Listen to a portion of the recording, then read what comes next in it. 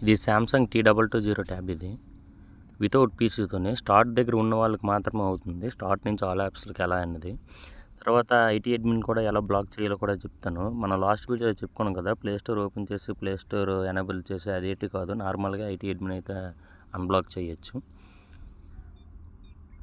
నార్మల్గా మీరు ఇలా నెక్స్ట్ స్టెప్ అన్నీ కొట్టిన తర్వాత మీకు రీబూట్ అడుగుతుంది. రీబూట్ కూడా చేయండి. రీబూట్ చేసిన తర్వాత నేను ఇక్కడ మీకు ఒక క్యూఆర్ కోడ్ అయితే చూపిస్తాను. ఆ క్యూఆర్ కోడ్ని అయితే స్కాన్ చేయాలి మీరు.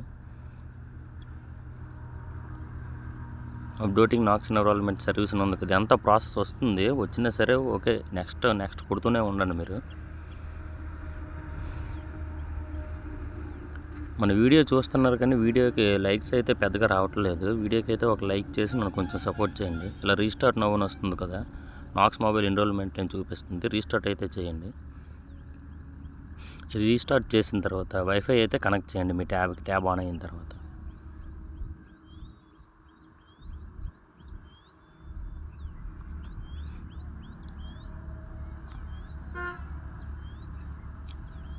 రీస్టార్ట్ చేసిన తర్వాత స్టార్ట్కి వెళ్తుంది కదా, స్టార్ట్కి వెళ్ళిన తర్వాత స్క్రీన్ మీద ఎలా అయితే మీరు ట్యాప్ చేస్తూ ఉండండి. అప్పుడు మీకు క్యూఆర్ కోడ్ వస్తుంది. దీన్ని అయితే స్కాన్ చేసుకోవాలి మీరు. క్యూఆర్ కోడ్ కరెక్ట్గా స్కాన్ అయిన తర్వాత మీకు ఇలా చూపిస్తుంది. అప్పుడు మీరు వైఫై అయితే కనెక్ట్ చేయండి.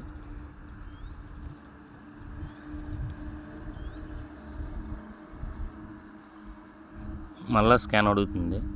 మ్యాక్సిమం అడగదు. ఒకవేళ మీకు ఇలా రెండోసారి కూడా స్కాన్ అడిగితే మళ్ళీ స్కాన్ అయితే చేయండి.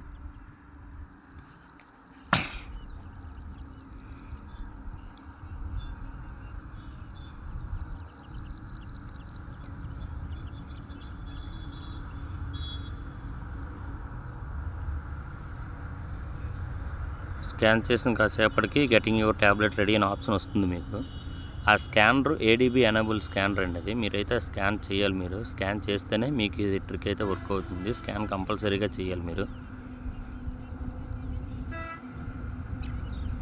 చూడండి, మళ్ళీ చూపిస్తాను ఎలా స్కాన్ చేయాలన్నది. స్కాన్ చేసిన తర్వాత స్టార్ట్ అగ్రీ. చూడండి, మళ్ళీ నాక్స్ అని చూపిస్తుంది కదా అక్కడ. వైఫై కనెక్ట్ చేయండి. రెండుసార్లు ఎందుకు చూపిస్తానంటే కొంతమందికి అర్థం కావడం లేదు. మళ్ళీ నాకు ఇన్స్టాగ్రామ్లో అయితే మెసేజ్ చేస్తున్నారు. వైఫై కనెక్ట్ చేసిన తర్వాత నెక్స్ట్ కొట్టండి. నెక్స్ట్ కొట్టిన తర్వాత checking for updates, checking enrolment details.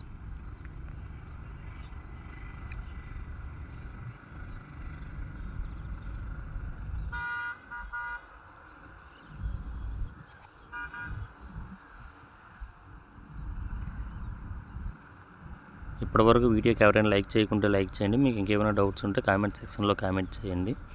ఒకవేళ మీ దగ్గర SMX110 ట్యాబ్ ఉండి దాని ఫైల్స్ కావాలంటే ఈ వీడియో డిస్క్రిప్షన్లో నా వాట్సాప్ నెంబర్ అయితే ఇస్తాను. అక్కడి నుంచి అయితే మెసేజ్ చేయండి. ఫైల్స్ అయితే చాలా పెయిడ్ ఫైల్స్ అండి, అవి పెయిడ్ టూల్స్. అవి చాలా తక్కువ ప్రైస్కే ఇస్తున్నాను.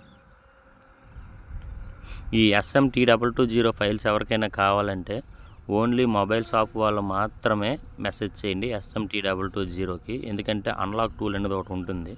అన్లాక్ టూల్ మొబైల్ షాప్ వాళ్ళ దగ్గర ఉంటుంది కనుక వాళ్ళు ఈ టూల్ తీసుకున్నా పర్వాలేదు. SMT220 వాళ్ళు మాత్రం, SMX110 వాళ్ళు మాత్రం ఎవరైనా సరే టూల్ కావాలంటే మెసేజ్ చేయండి.